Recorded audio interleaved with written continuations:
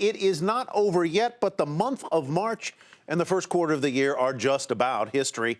And so far, Wall Street's performance has been about as welcome as this winter's weather, with the major averages swinging up and down like the temperatures, but ending pretty much flat for the quarter. And it's not just here. That same halting performance has been seen in markets all over the globe.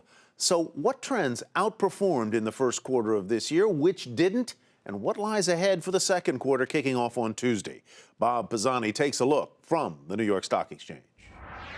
It will be a choppy end to a choppy quarter. Unlike last year's first quarter, when almost everything was up 10%, this quarter will produce some real winners and losers. It's what traders call a stock picker's market. Let's look overseas first. Many traders who were buying Japanese stocks like crazy last year suddenly got clobbered this quarter.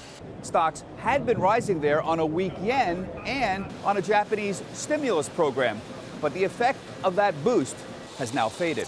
Now, China started off very weak, but has been rallying recently. The problem with China is that their growth appears to be slowing down. Now, here in the U.S., gold mining stocks, which were among the worst performers last year, were very big gainers, as were airline stocks, which rose on higher profits and on reduced capacity.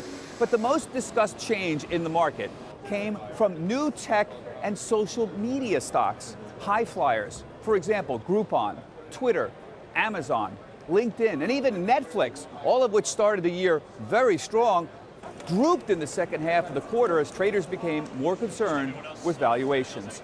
Now, we'll start earnings season for the first quarter in just 2 weeks. The expectations are not very high because many companies, particularly retailers, cut their earnings forecast due to the brutally cold winter. But there's considerable hope that activity will pick up now that the weather is finally starting to improve. For Dighton Business Report, I'm Bob Pisani at the New York Stock Exchange. And joining us now to talk more about the markets and his second quarter expectations is Russ Kestrich. He's Global Chief Investment Strategist with BlackRock. Russ, good to have you back. Welcome again.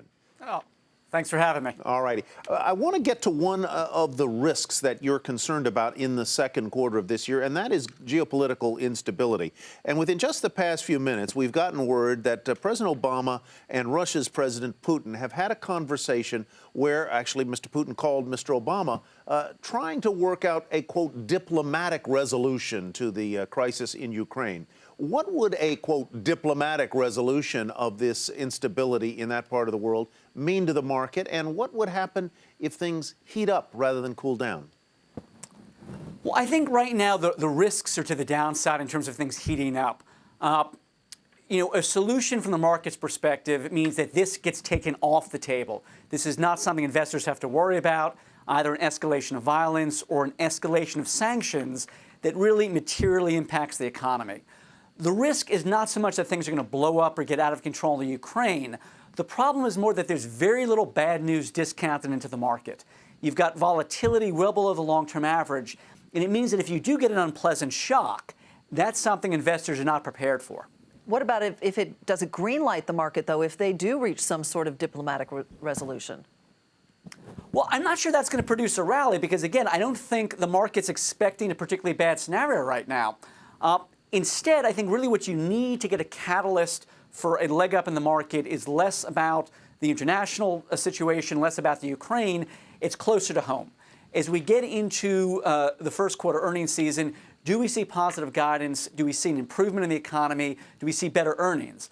That, to me, is the necessary ingredient, less so what's happening in the Ukraine. So, Russ, one of the stories of this first quarter has been the sort of rotation away from what we've been calling the momentum stocks, which are stocks basically that go up because they were going up, and a move toward more value, I guess, in the market. Do you expect that trend to continue in the second quarter?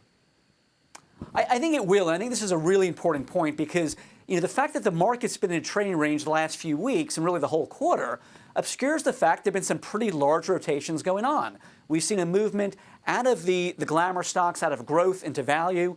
We've more recently seen a move out of small cap into large and mega cap. They reflect the same underlying trend. In a world where most of the major asset classes are close to fair value, investors are looking for bargains. And I think what you're seeing now is a rotation into parts of the market where investors see some relative value. In my opinion, that's likely to continue. All right, so do you go more for the large caps and leave the mid caps and the small caps behind this year? I think that investors do want to have a modest tilt to the large and the mega cap names. A couple reasons for that, Sue. First of all, they are cheaper. They're much cheaper. But second of all, if you think what's likely to happen on the monetary side, if we do see a creep higher in rates, particularly real or inflation-adjusted rates, that is probably a bigger headwind for small and mid-cap names, which tend to experience more multiple compression when real rates rise than large and mega-cap names. So I think the larger companies are likely to be more resilient if we do see rates rise. Russ, always great to see you. Thanks for being with us. Thanks, Tyler. Russ Koschrich is Global Chief Investment Strategist for BlackRock.